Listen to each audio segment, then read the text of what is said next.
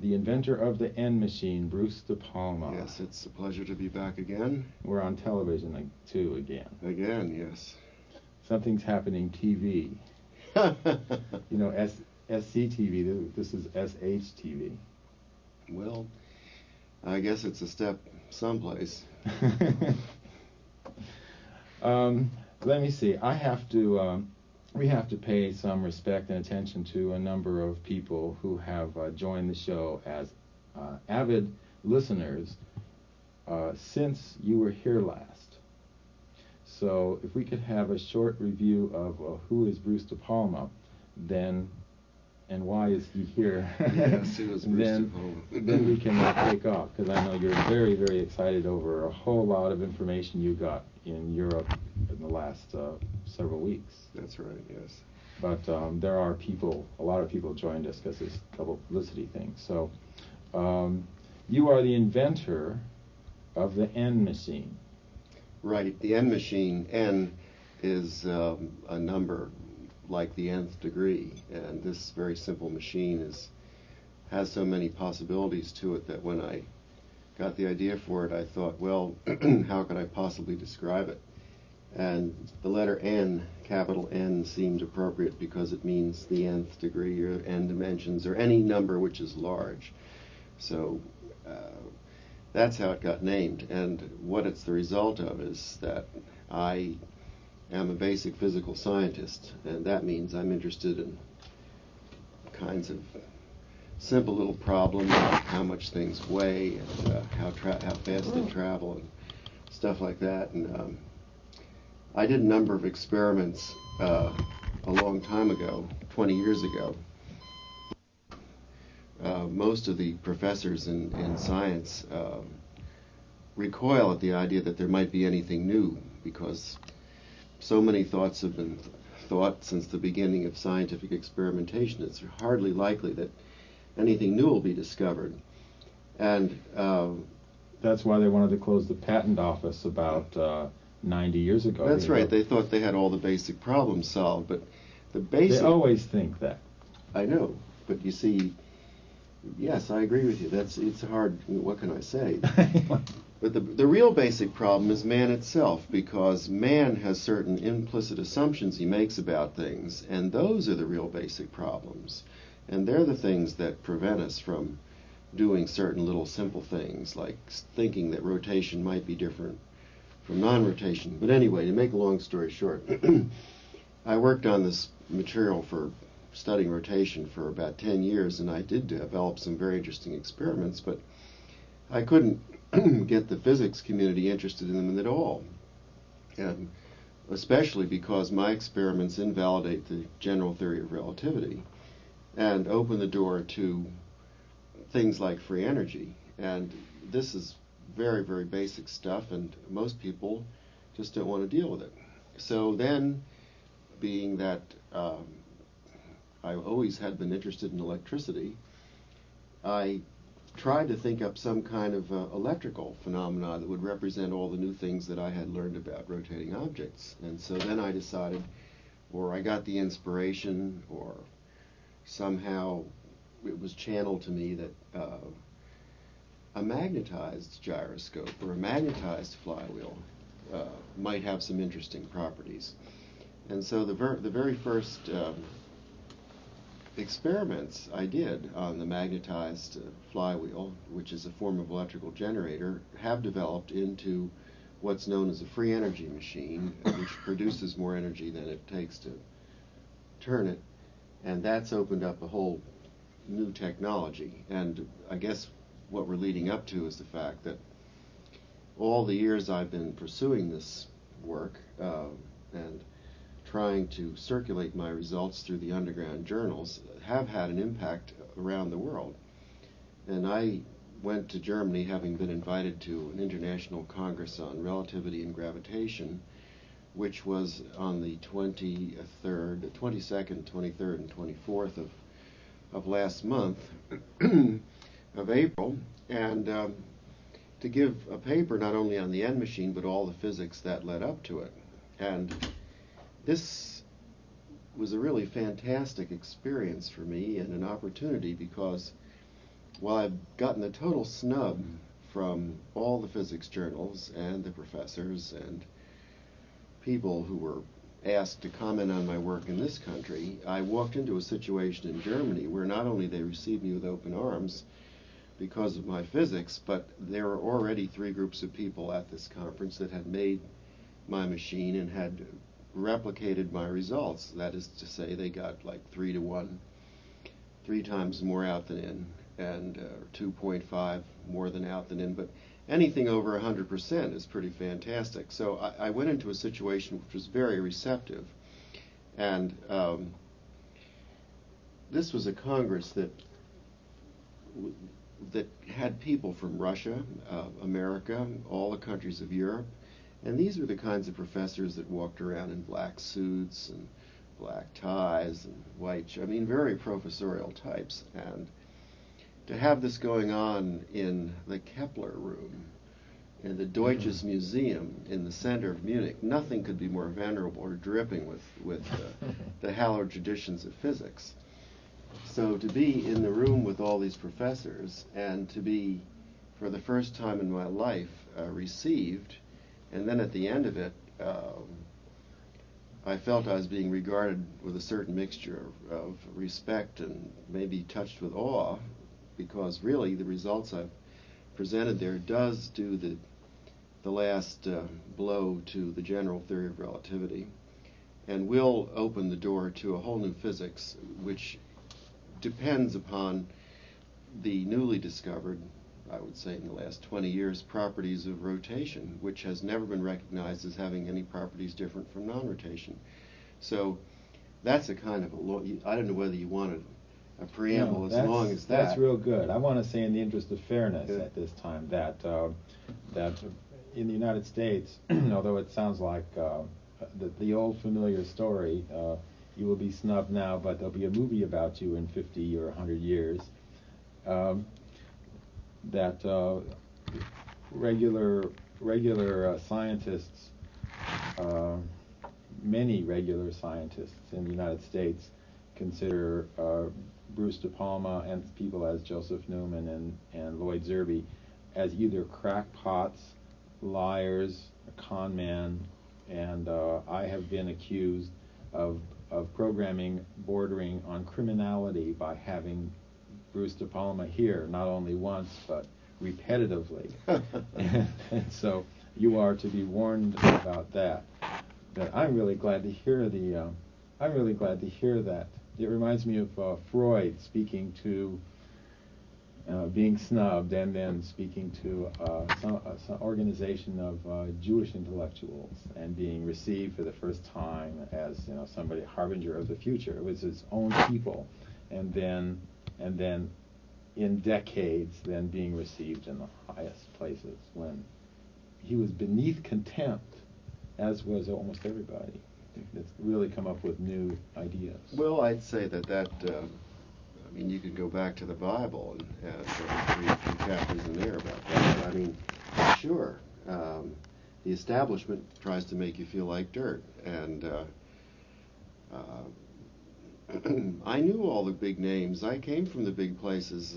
I've had a real, I don't know whether this word is allowed on KPFK, a real screwing from my fellow scientists in this country.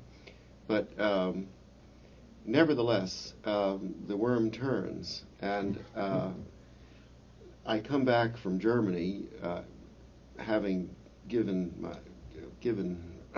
given a tremendous shot of energy by this experience. And what I think might be good at this time is to play a portion of the lecture that I gave there, and so that you can hear what the atmosphere was like and what it was to be in front of these people. Is this at Kepler? This is in Kepler Hall there. And Kepler Hall where? At the Deutsches Museum, which is this famous old museum of technology in the center of Munich.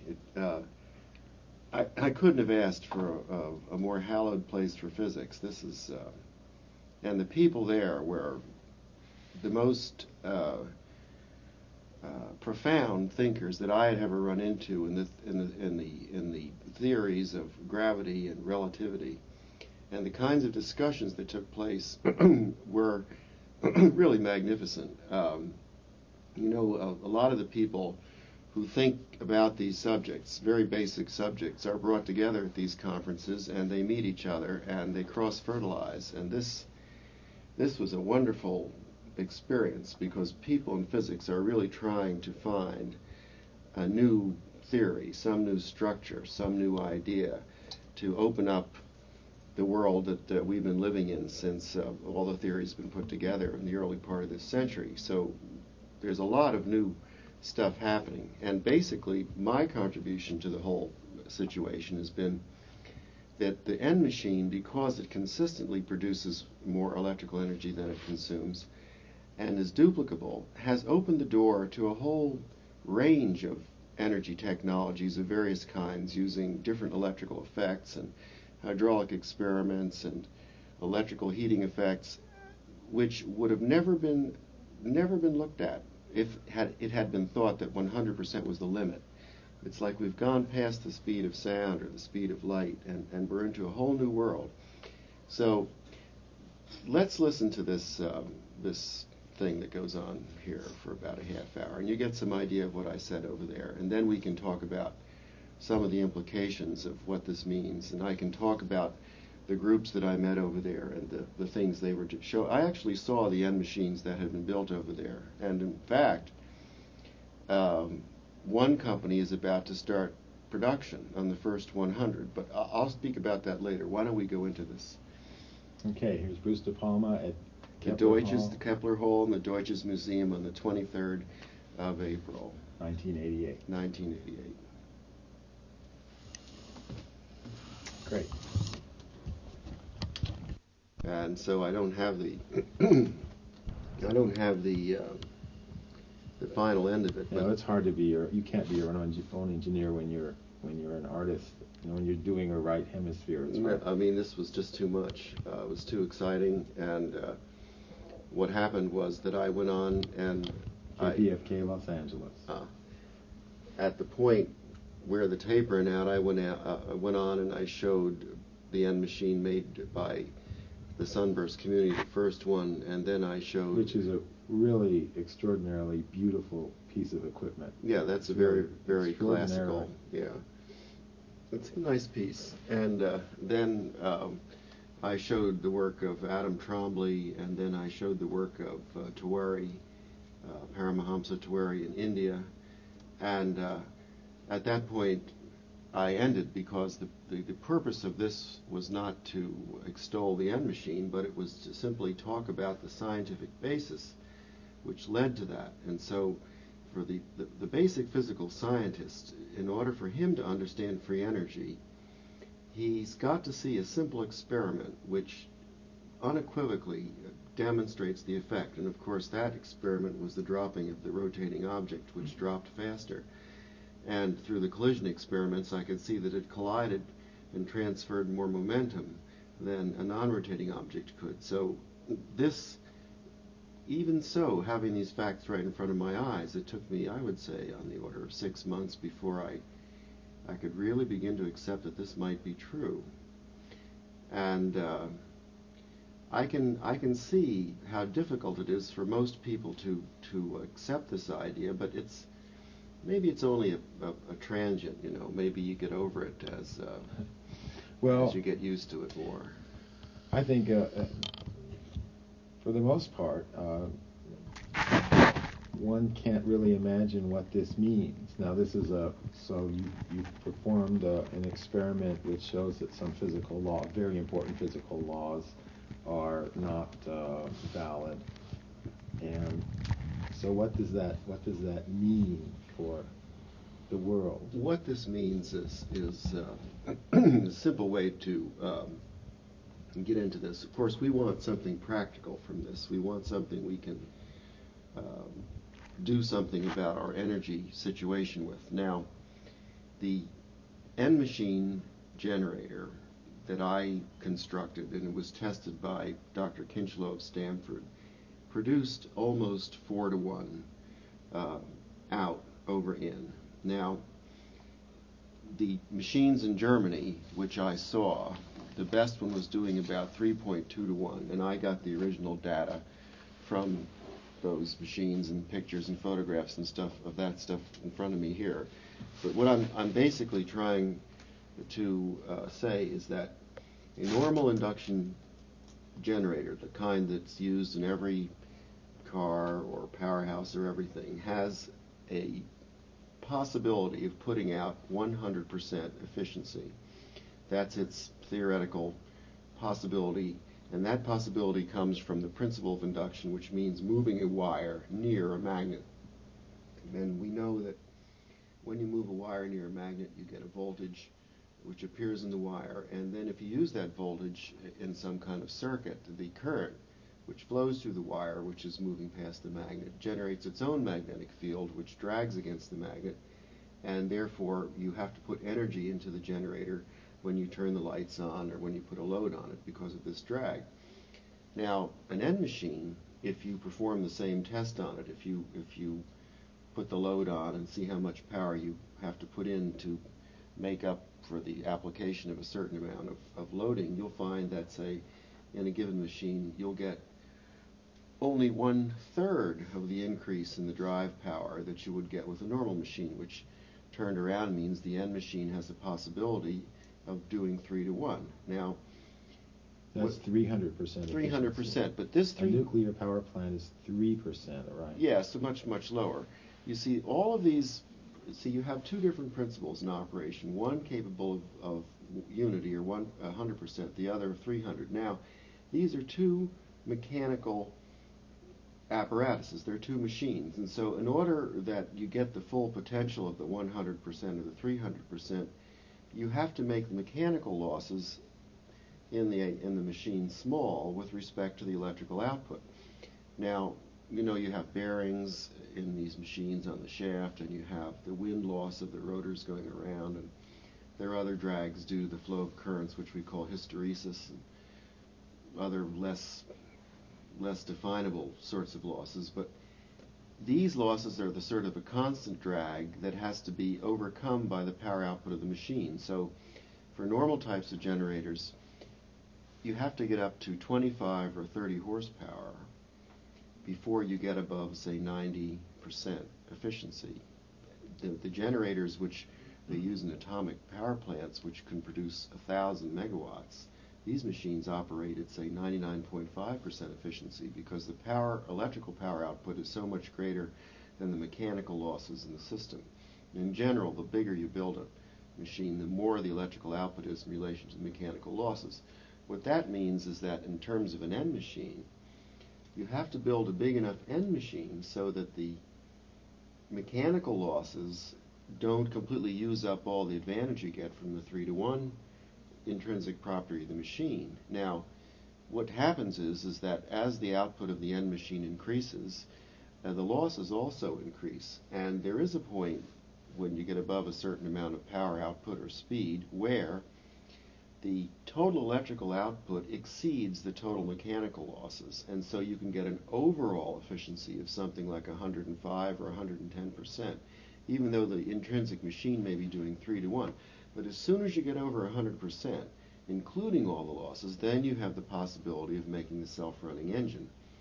And this is something which the people in Europe are going after, the people in India are going after, and of course DePalma is also going after this. But the difference between DePalma and the other workers in the field is that DePalma actually performed the $500,000 experiment where he had to construct a machine capable of 100,000 watts and then test it to see whether or not, through its range of operation, the electrical output could be made to exceed all the mechanical losses. And we did find that this crossover point takes place around slightly under 6,000 RPM, or maybe an output power of about 30 kilowatts. So what this means is that when you can recirculate 30 kilowatts of power from the output back to the input through some kind of drive motor, you've reached a point where the machine will self-sustain. Now, the European machines, the maximum power outputs are on the order of 6 kilowatts at this point. So even with the machines that they've constructed, they couldn't make them run themselves. But that's not the principal activity right now. And I could talk more about what the Germans are doing. Is that what you'd like me to discuss at this moment? Well,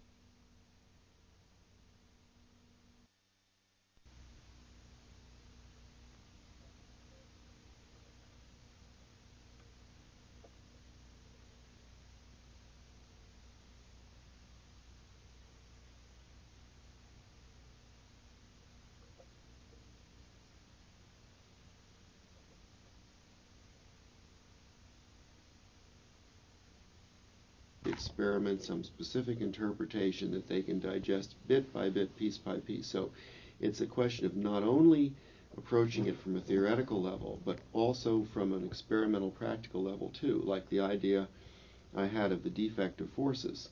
And when I was at this conference, for 3 days these professors hassled over interpretations of relativity. And when I finally had my say, I said, everybody's been arguing over the interpretations, but no one has ever argued over any of the experiments. See, so what we see is that it's our interpretations we argue over, and that different interpretations can lead to different results, some of which may be useful. For instance, the idea of the interpretation of perfection as applied to forces, such that we can begin to get some idea of inertia or inertial mass and how that's produced. And this may not be the complete description, but it's a facet which helps us to at least get some thought idea about understanding something we never understood before. Yeah, you see, the real mistake in theoretical physics is to think that one theory can describe everything. And people, there's a sort of a mathematical artistry that goes on when one constructs a principle, takes a principle like symmetry and develops it into supersymmetry like John Wheeler, and then you make a whole marvelous mathematical system where everything is symmetrical, which is very beautiful.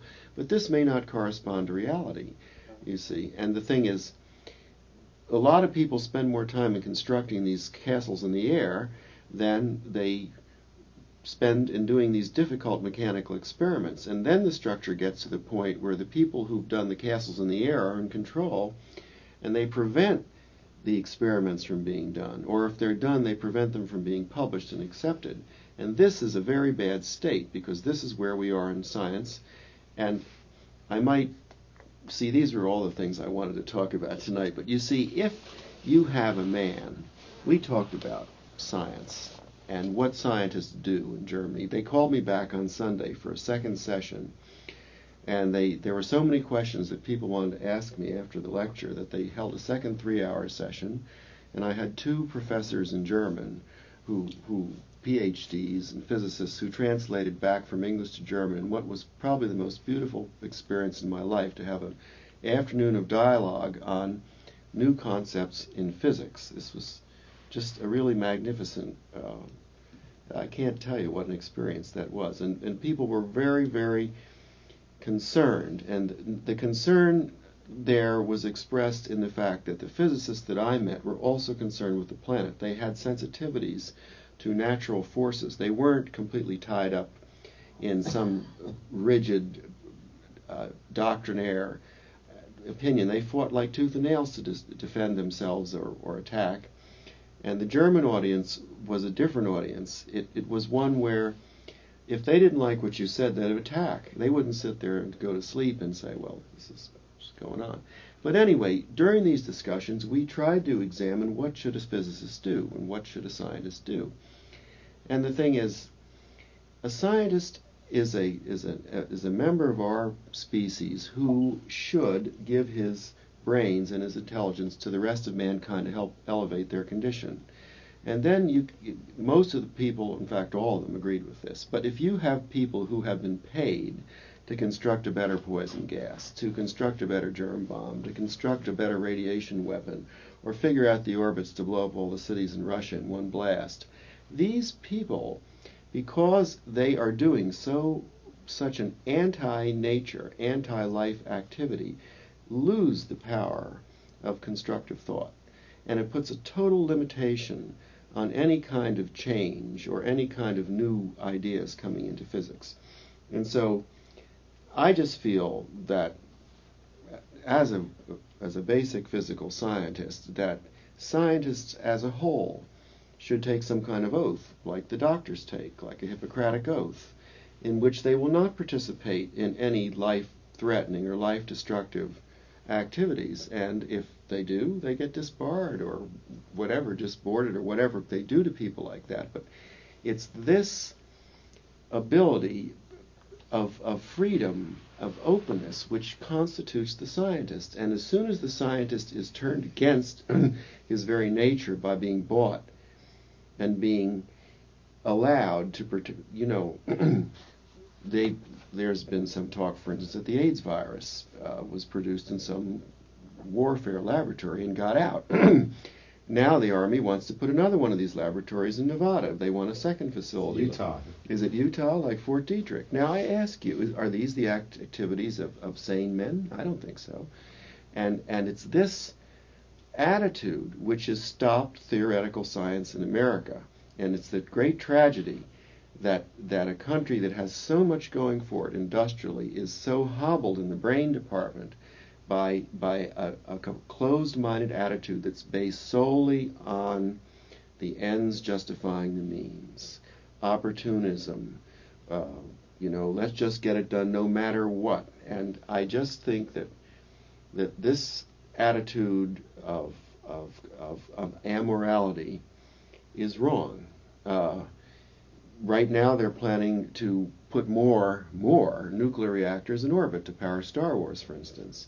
There's already 22 Russian ones up there, and I think 30 American plutonium reactors circling overhead. There's more plutonium in one of those reactors than it's required to kill everybody on the planet. One's scheduled to come down. That's right. One's going to come down soon. And the only reason it doesn't kill everybody on the planet is because when they burn up, the dust is finely divided and falls at a very slow rate. Now, I'm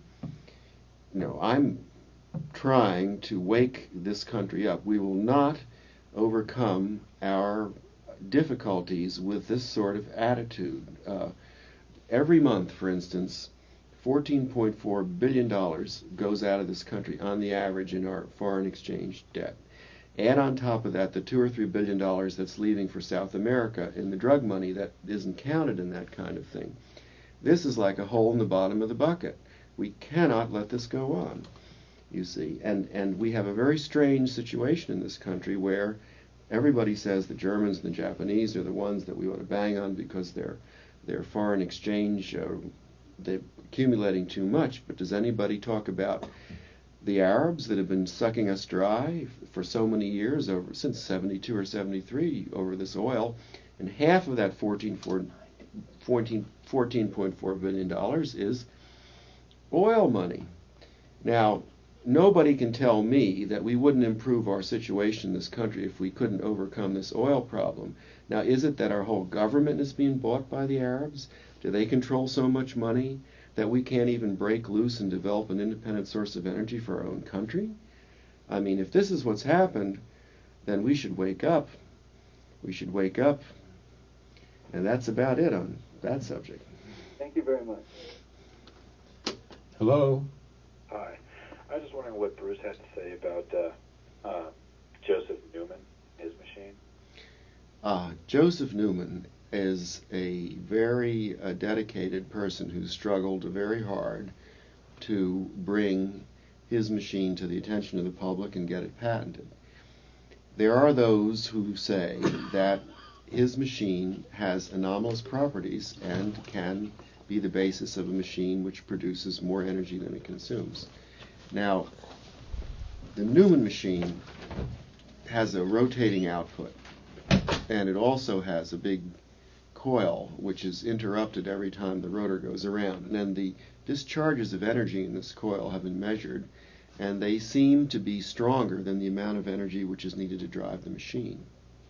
And Joe Newman has been trying to harness this high-frequency energy for quite a while, and I don't know whether he's had too much success at it. It's measured that it's there, but whether or not it can be harnessed is, open to question. But this is a question of technology, but I just would like to point out one interesting facet of the story of Joe Newman. You know that he's had a battle with the patent department and the judges and the lawyers and so forth, and spent $400,000 and so forth. Now, if you look at the whole situation, why wasn't Joe Newman given a patent? After all, if the patent had been awarded, he would have gotten a patent number, then he could have made his machines, and if anybody was infringing, he could have sued them.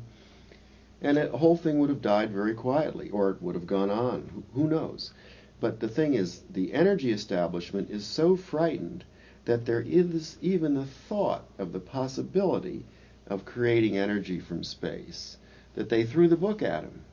And then you wonder why I've had such a warm reception here in America, you see. And it's this cartel of energy which has really got our country strangulated. And this is what we have to break loose from. And this is what we never hear anything about, you see. And it also runs into things like this. For instance, look at Mexico. They owe us a lot of money.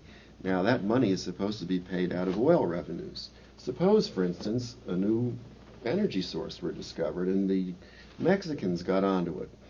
Well, they might not pump as much oil, you see, and then we would never get our money paid back. And it's these kinds of instabilities that frighten people when they talk about free energy.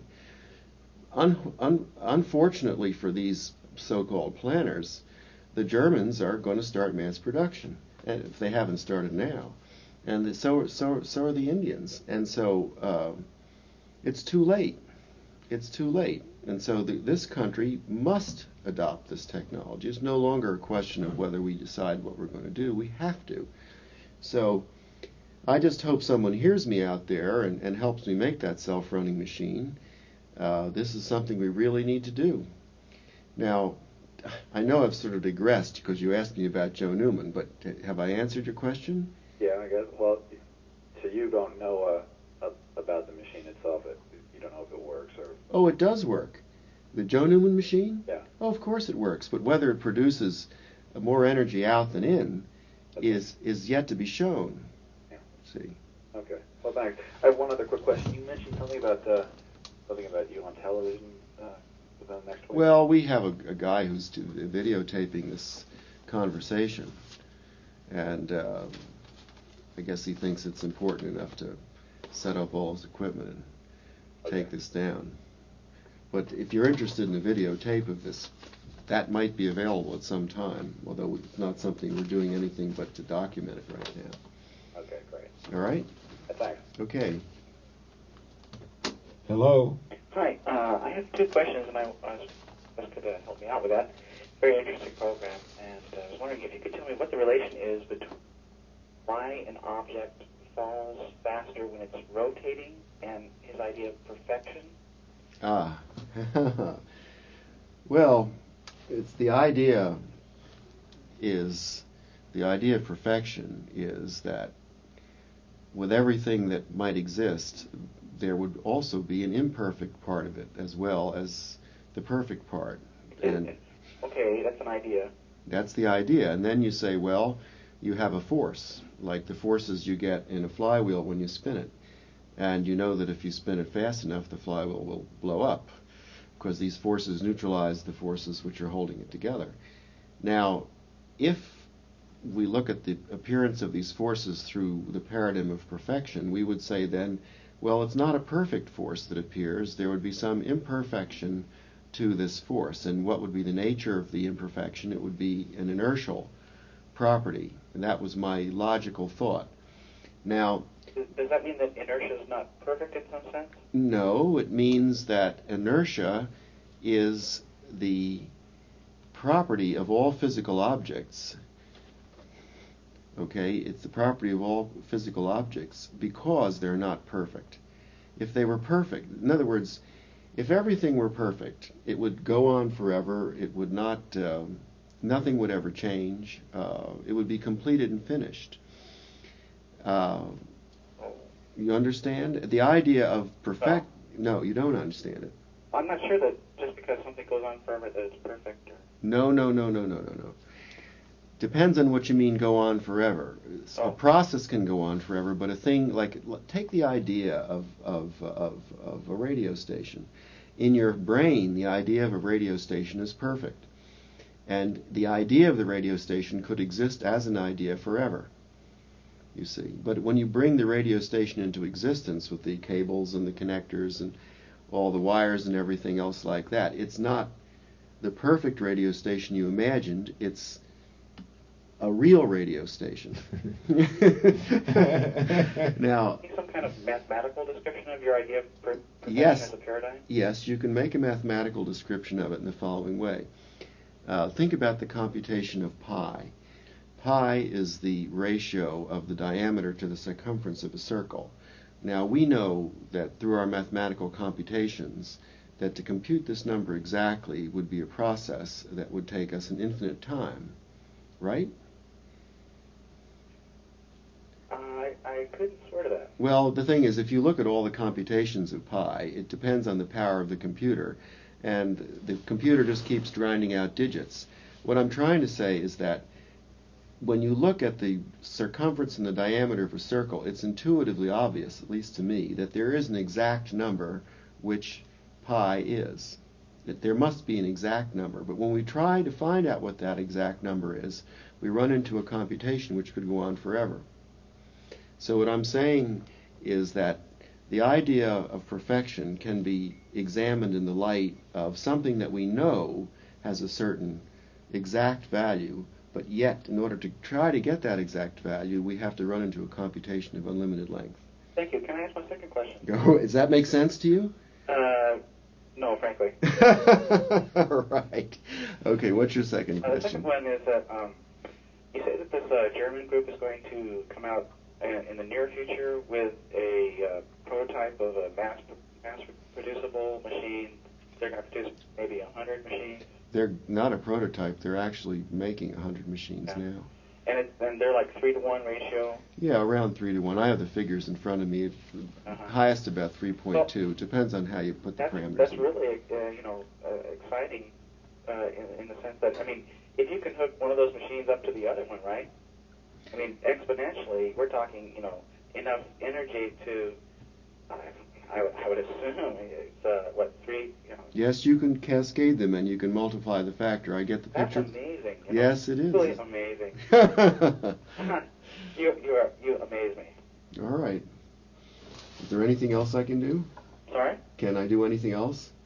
I'd like to get contact with you sometime. Write me a note or give me a call up in Santa Barbara. Good luck. All right, thank you. Hello, you're on KPFK with Bruce DePalma. Hello, Roy. Hello, Bruce. How are you? Better and better. Well, we're cruising along tonight.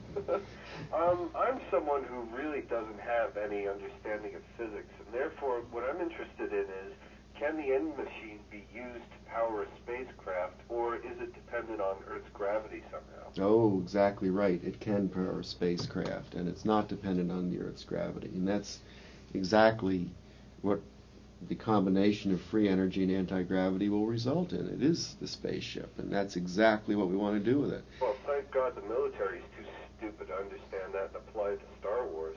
Well, this is the whole crazy thing about it. If they were using it, we wouldn't know about it. Yeah, are there any ways that you could control that conceivably through patents? I don't even know your patent situation. Well, Control to keep it out of the military's hands? no, that's kind of naive, although that's not trying to put you down or anything, but the idea of patenting a thing as simple as a rotating magnet it's kind of fanciful, because even if it could be patented, everybody's going to take it and copy it. For instance, when Tesla invented the three-phase electric motor, he never made a dime from all the motors that were made by all the companies in this country. And when Edison made the light bulb, although that was patented, he never made any money from light bulbs except the ones that he made. So a patent is a fine thing under certain circumstances.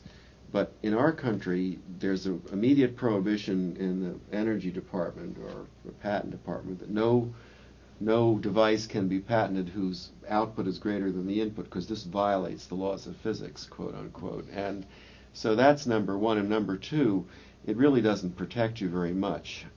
So it's not really worthwhile until our patent system becomes worldwide, and until they get rid of the prohibition against machines that produce more energy than they consume.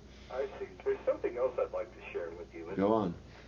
It's not exactly scientific, but it's just a fact. 8 years ago tonight, a man named Ian Curtis hanged himself. He was a 23-year-old singer for a band called Joy Division. And he hanged himself because the band was going to be signed to $1 million contract in New York the next week by Warner Brothers, and he just couldn't handle that. If you ever get your hands on a Joy Division record, I'm turning you onto this because you're heroes of mine. It's amazing and empowering music. Go for it. All right. Thanks a lot. Oh, well. Good night. Good night. I would listen too carefully to music written by somebody who committed suicide, frankly. Hello? Yes, I would like to give a comparison and see what he thinks about this.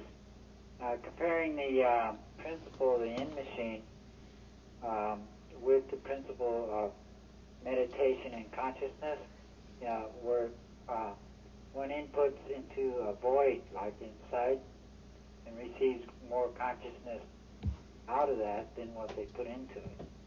If that would be any kind of comparison to what he's talking about as energy. Boy, that's a very interesting thought. Never thought about it that way. Because in a moment of stillness, a person can get hours of thinking. No, you're quite right. You're quite right.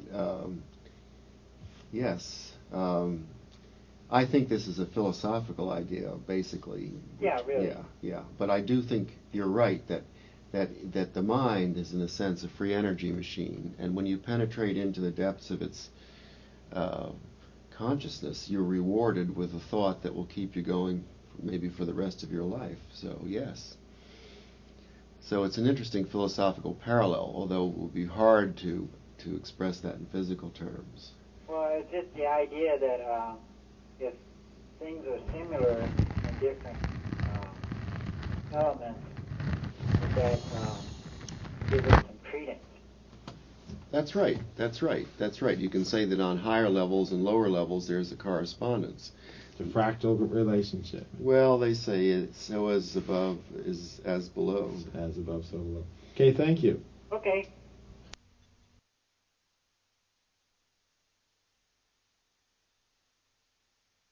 Power without pollution. No nuclear pollution, no acid rain. No acid rain. We won't have to dig up all the oil. No, not at all. We won't have to put oil wells in Santa Monica Bay, and we'll be able to pull our ships back from the Persian Gulf because we won't need that oil. Well, that's one way of looking at it. The other side of looking at it is to say that a new principle of energy release, which is made of non-technical materials, as the end machine is, it's just ordinary iron and copper. This will empower the ordinary man, or the peasant, or the farmer, and it will allow self-sustaining agricultural communities. And so, it's the end machine may prevent a lot of oil wells and things from happening and stuff like that, but its major effect on our society will be to decentralize our whole world, and we will be released from the energy grid of the electric power companies and also the gasoline stations. Now, this isn't... They're not too happy about that. Well, now, you see, this is the interesting thing about my trip to Europe. Now, I went there, and I got actual data from machines that are being built there. I have pictures of what was happening. I'm not in a situation where I'm trying to sell anybody anything. And several serious discussions are taking place over there between me and these engineers, and we're discussing this whole problem. Now, the big thing that I noticed when I went to Germany, well, the first thing I noticed was the American money wasn't worth anything. The last time I had been there, I was 20 years ago, and there then the mark was 4.2 marks to the dollar.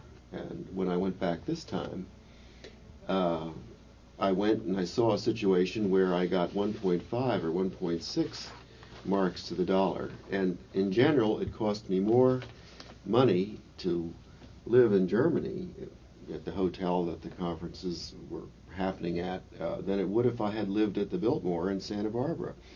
So I found that the American dollar wasn't worth anything. The other thing I found was that the professors and doctors and students I spoke to were very academically inclined. They were really interested in fundamental problems. They were not totally taken up with military consequences, and they weren't operating in an atmosphere of secrecy.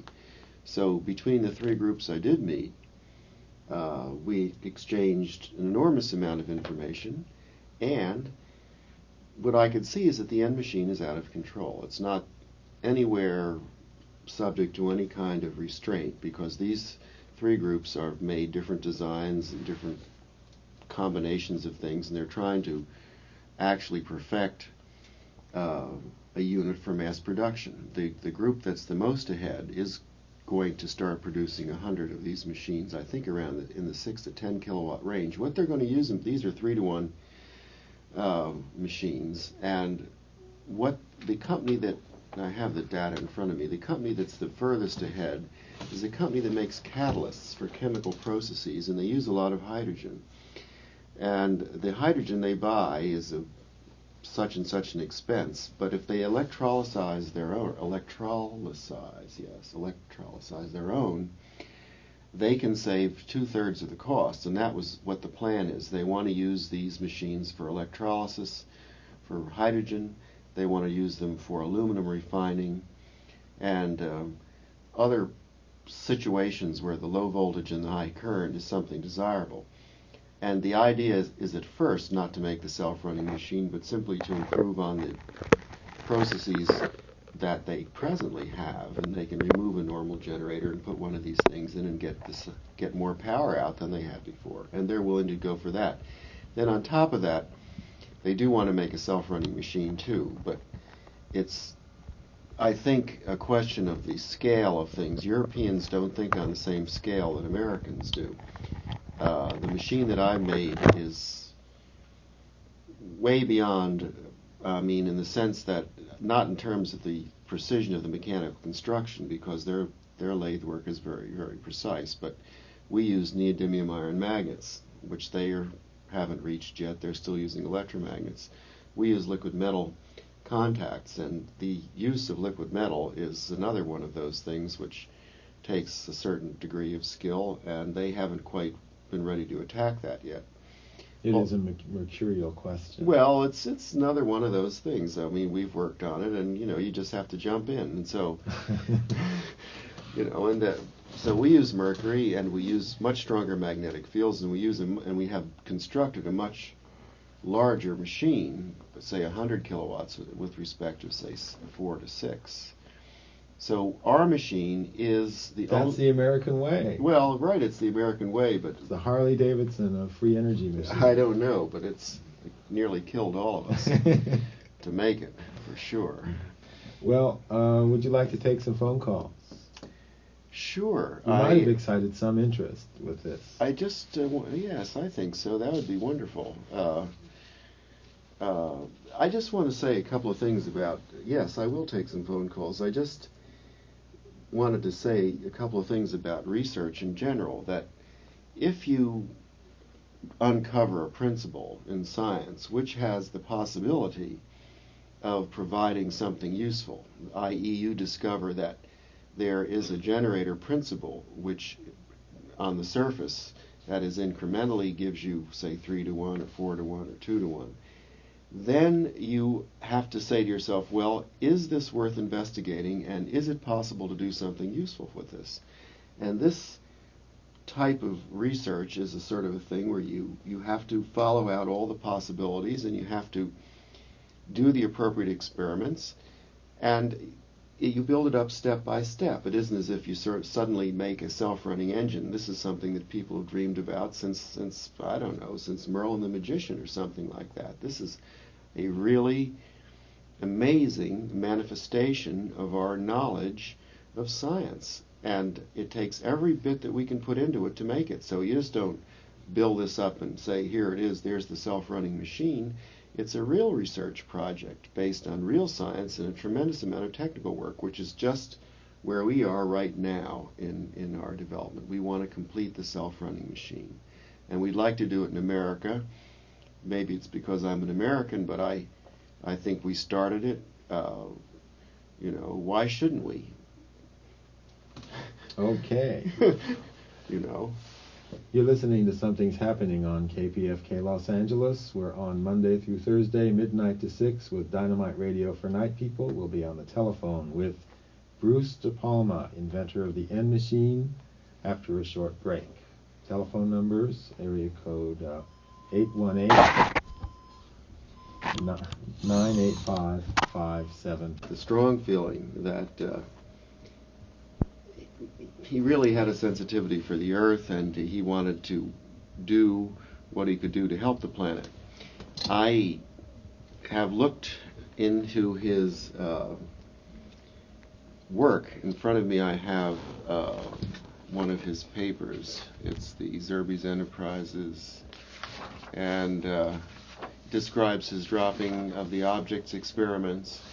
Now, I have the feeling that, although he doesn't say it specifically in this work, that he has discovered something that relates to the precession of a gyroscope, and perhaps it's the fact that it gets lighter. But the way he understands it is different than the way I would understand it. But that's not really important. What is important is that the result is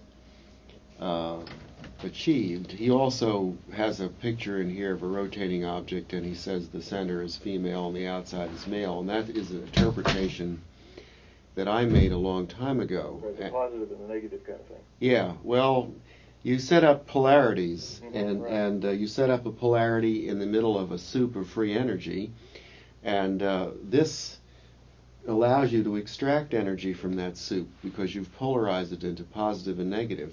You create the polarities either through the rotation of a wheel, or you can do it chemically like they have in a battery. You can, in the kind of a battery they use in cars, a lead acid battery, you have an electrolyte, and you have two plates of lead. One has been treated electrically, that is, you charge the battery and one plate turns into lead oxide and the other turns into spongy lead, and they can be said to be polarized, male and female, in that way. Then, when dipped into the electrolyte, that is the mixture of sulfuric acid and water, electricity is produced, and when you withdraw the electricity from the battery, of course, we know it becomes discharged, but another word for discharge is depolarized. So when the polarization is lost, it has to be renewed by charging. Now, in a rotating N machine, the polarization is maintained through the rotation, and it's a mechanical way of maintaining polarization as opposed to an electrical one. So I'm just saying that these ways of understanding things are very, very advanced. That's what I'm asking you. Yeah. Do you believe that he's on the right track? Because I felt in my heart, I don't know that much about science. I'm just a regular person, But I listened to it, and I found that it really made a lot of sense. Well, what he was saying made a lot of sense. You see, of course. And what I wanted to point out at this point, some thought flitted through my mind a while back, is that when we're on the edge of things, that is the edge of known knowledge, there are many interpretations which are brought forward in many experiments. And of course, you have to listen to 99% of all of this stuff and weed out the 1% which is meaningful. So, yes, he's trying to work with gravity. Yes, he thinks he has some new ideas. Yes, he's got to come up with a few different ways of understanding them. Now, whether or not this will result in a spaceship or something like that has yet to be shown. You see, it's a lot of hints are made in his work about what he would do with his gravity generator, but never is it described. So until I would see a description of some sort, I couldn't tell, Have you ever talked to him? I have talked to him, and I have talked to him, and I said, my feeling, when people talk to me about free energy and things like that, I said, look, everything you say to me is going to be public knowledge. If you're going to keep secrets, don't talk to me. And that's my attitude from the very beginning. I have told everyone about everything I've done. Now, I spoke to Lloyd Zerbies about this, and I said, look, Lloyd, if you want to have support to build your gravity generator, write a report, circulate it. Yeah. Let people know what you have. Then somebody will come up and try to help you. If it really works, the first guy that gets one is going to steal it and copy it, so there's no possibility of keeping it a secret or anything. So why don't you just give in to that right away? Yeah, maybe Roy can play that tape again for somebody. I just want to ask one basic question. Basically, Sure. his approach to physics is totally different. I mean, it's like. He's an experimental scientist. But you get the feeling that maybe he is touching upon something that is going to. I mean, he doesn't have all the answer. He may be 75% wrong, but the way he was talking about physics is totally different than the known physics and taught physics now. Well, that's true, but yes, but he's let go of certain of the limitations that hold people back, and so consequently he can talk about these things. He's been released. Is he looked upon like a nut? I mean, to most scientists. The only way that you avoid being looked at as a nut, so to speak, is if you make everything you know available, and so people can look over your experiments. They never care too much about your theories, and if you listen to this little part of a lecture I gave in there, I did. I wasn't trying to tell them any special theories about anything. I said, well, I have an idea about this, or this is a way you can look at it. But this is the level of physics I'm coming from, so I'm not I may not be as far out as Lloyd in some ways, or maybe more far out than others. I do think he has discovered some interesting effects in gravitation which have to be looked into, and whether or not they will lead to the anti-gravity principle that he says he has, I don't know, because he won't tell me. And after I spoke to him on the phone, I said, make it public, I'll help you make it public and everything. He said he would think about it, and then he wrote me back and said that he didn't know whether he wanted to release it because it might be misinterpreted or something like that. Why are they taught so different in Europe than they are here in the United States? I mean, you have a tremendous reception there, and Roy's risked his whole life to put you on the air here. It's really strange. I don't understand, why are they so advanced there? They are advanced because they're not being sucked dry by the military-industrial complex. Oh. They're not loaded up with a lot of secrecies. Some very academic things can still happen there. Coming back from Germany, which was a humming country, back to California here, it was like coming back to the vast wasteland where everything had died. I heard they were doing some incredible stuff over there. They are doing incredible stuff over there, and they're very open to the perfection of industrial techniques and saving money by introducing certain new processes. It was an openness that I hadn't experienced in this country in 25 years. I used to be in this R&D business when it was really going crazy back in the late 50s and 60s. Well, thank you for your time. I really appreciate your All right. What you're doing and all that stuff, and I think this is about the only thing that's going to save what's left of what we have to save here. Okay, thank you. All right. Somebody called off the air and wanted to know how to get in contact with you. People can reach me by writing me in Santa Barbara. I'm at, just write DePalma Energy, DePalma Energy, D-E, capital P-A-L-M-A, Energy, at 1060 Channel Drive, Santa Barbara, California 93108. If you want to know technical things and stuff, write me a letter. You can look me up in the phone book and call me, but us thinkers, we just have to have a little time to think about things. So letters are better than phone calls, but I deal with both of them. Hello? Hi. First thing I wanted to say is I think Bruce's ideas are exciting, and really any time that truth with a capital T in science is challenged, things get exciting. And what I was hoping Bruce could comment on are the challenges to modern physics right now. It seems like a lot of anomalies are piling up in the field, And how is physics dealing with this? Is it repressing the creativity, or is there kind of an excited attitude toward looking at these anomalies? I know about, what he said about his own personal experience, but in general, is the field in turmoil right now? I don't think it's as much in turmoil in America as it is in Europe. I think that what's happened in America is that the military utility of every scientific advance is examined and immediately applied. This is a very strong thing that I felt, the strong military influence. Of course, we know in Southern California, I think it's 2 out of every 3 people work for this military industrial complex. It's the idea that every idea is examined immediately for its utility in a quick-to-realize 1-year or 2-year type R&D operation. Nobody ever looks very far ahead. Yeah, I think the question is, can I use this invention to raise the amount of money I get from the government next year? Can it demonstrate something important by next year when I ask for more money from my department? Well, right. It's a very short-sighted approach, but I'm really trying to put this in the right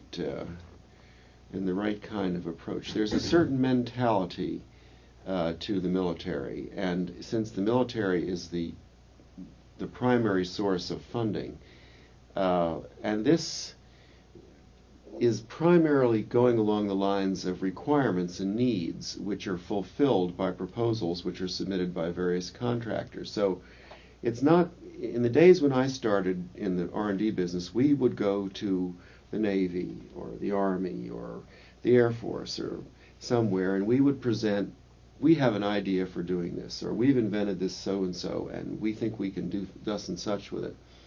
And a lot of times you could have sold innovative new ideas to the agencies, and that's the way it used to work. Now, nobody sells anything new to these people. They already formulate their requirements. They send out a request for a proposal, and the people fill them. It's like Reagan says, we want Star Wars, okay? And then everybody submits proposals on how to achieve the aims of the original directive. Now, there's another facet to this, too.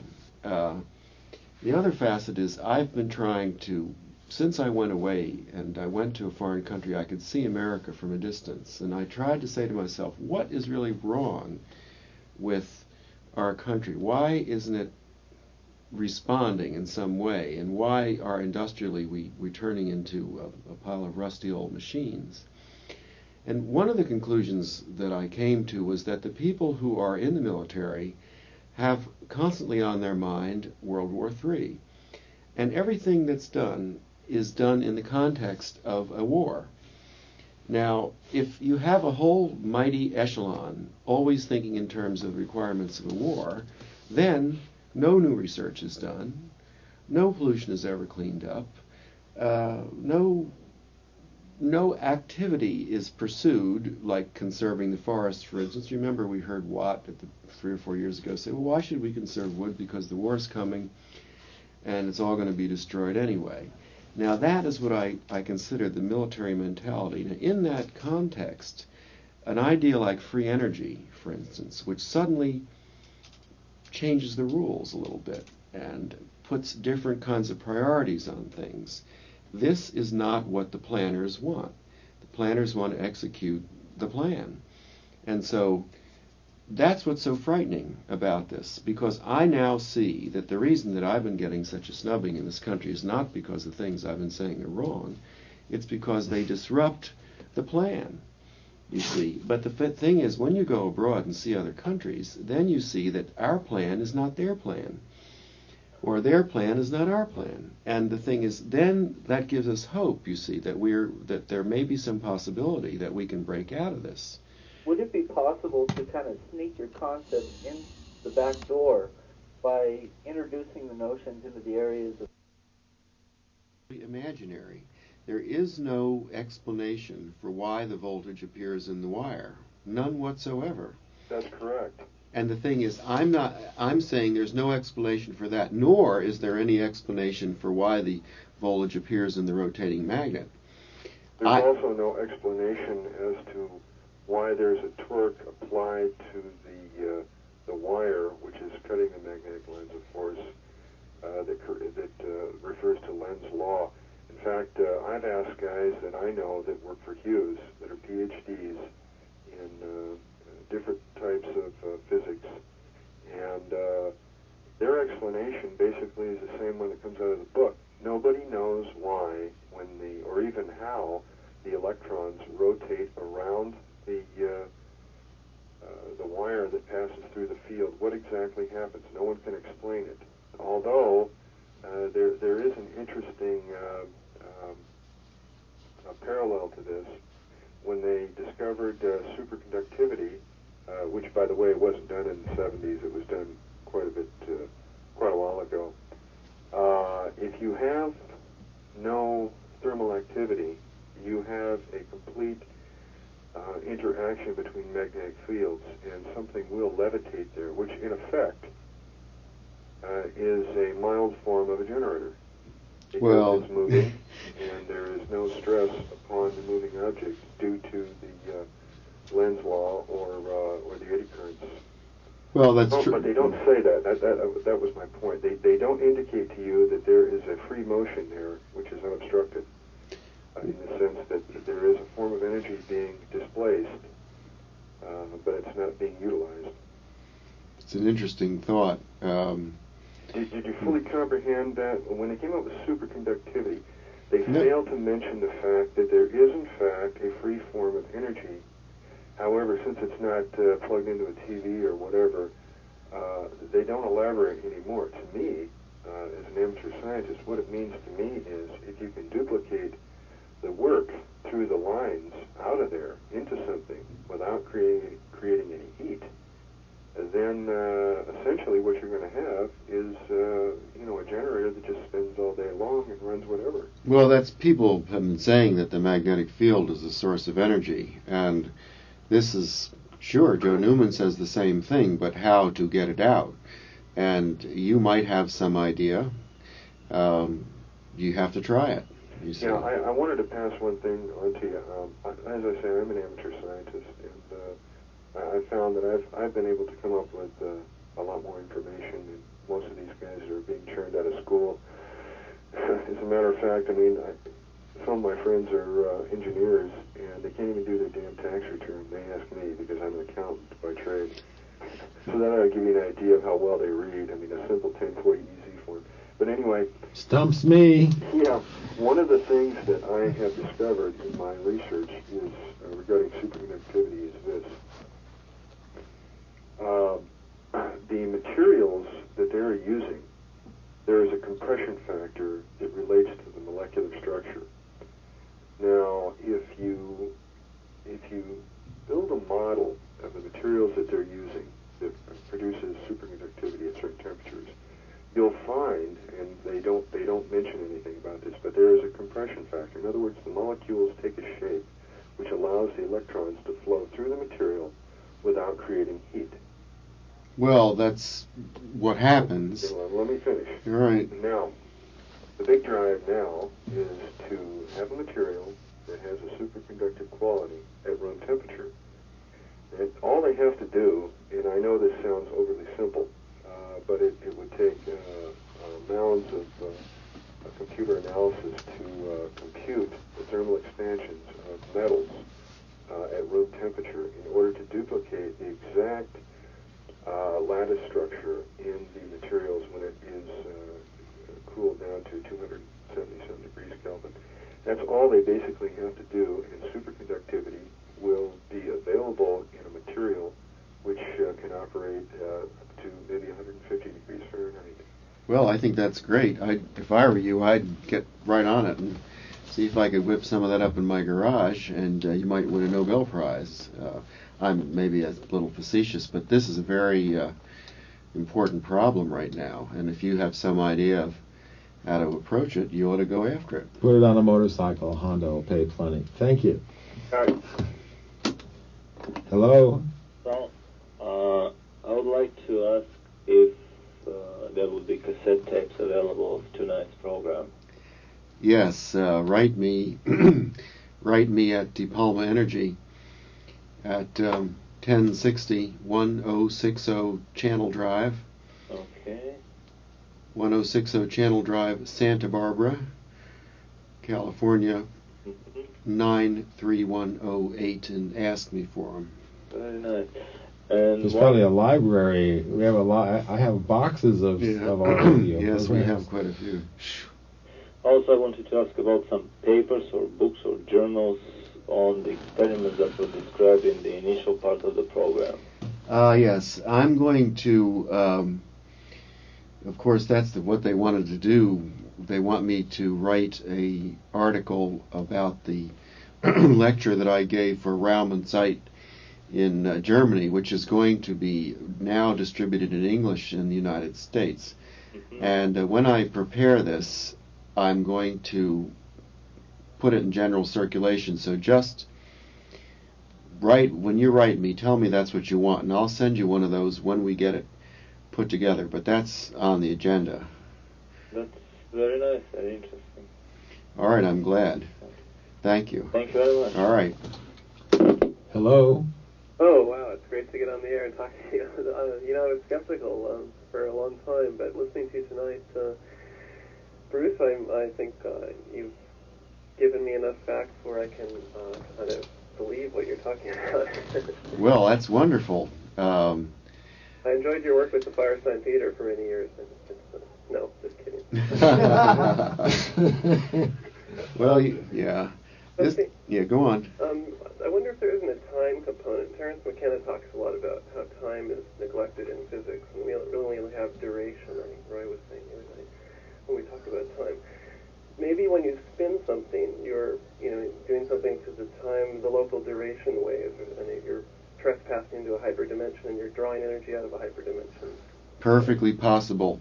And there was a Russian physicist called Kozyrev who had actually done experiments with gyroscopes in the vicinity of processes, chemical processes and living processes, and he did discover that this field around the gyroscope did affect the time rate at which way things are happening. And if this is true, it would affect Terence's novelty wave, and you might experience, greater ingression of novelty around localized, rotational fields.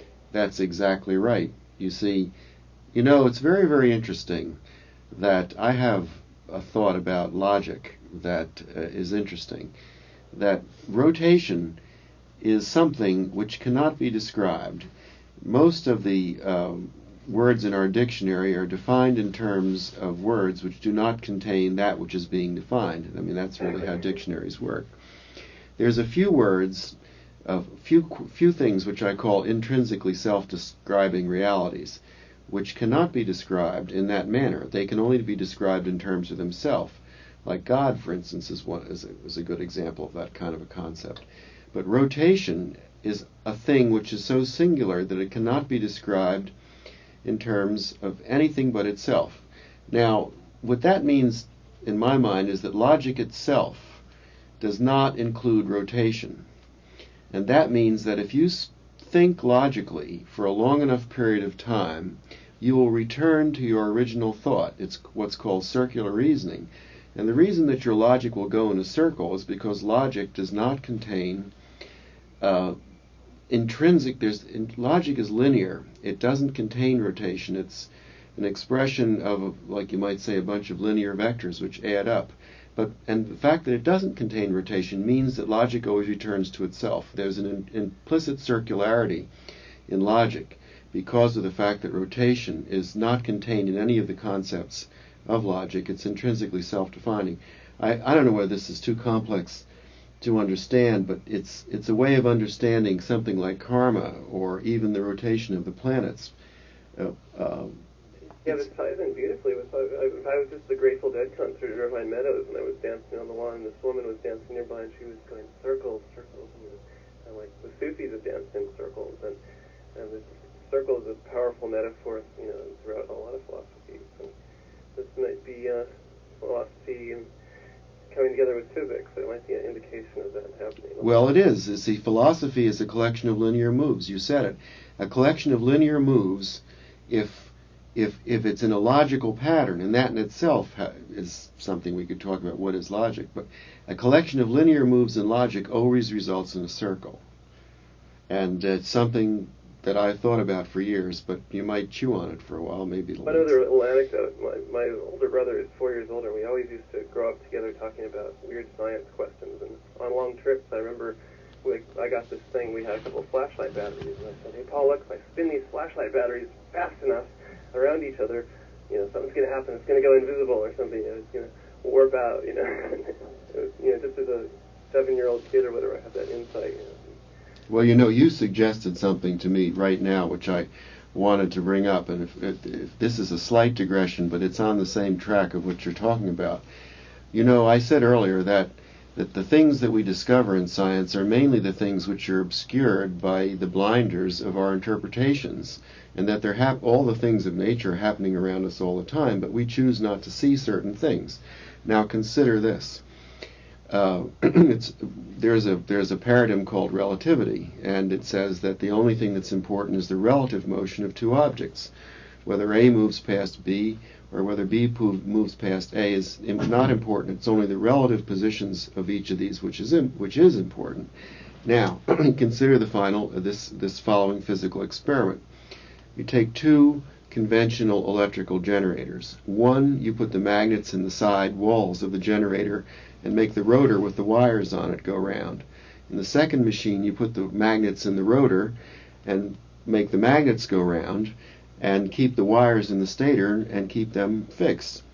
Now, according to the principle of relativity, both generators should produce a maximum of 100% output, which is what you get for that kind of machine.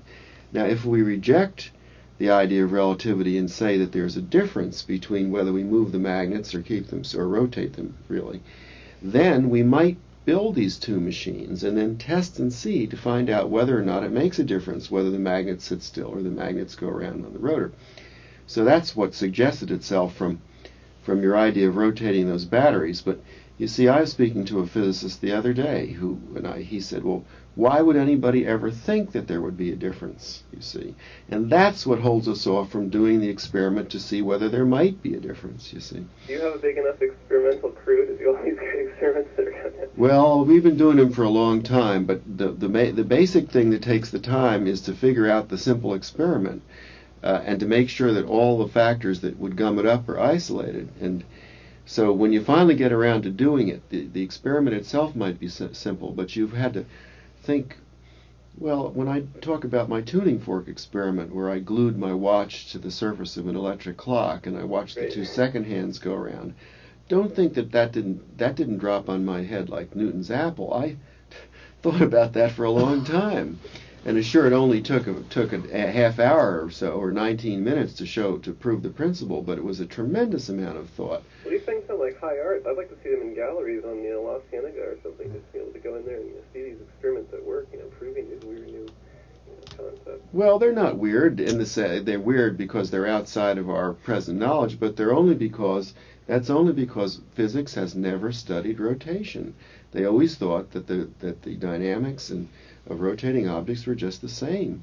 And so we were adding a new piece of knowledge to our physics, and of course that is going to open up a tremendous new range of experiments. I couldn't even tell you what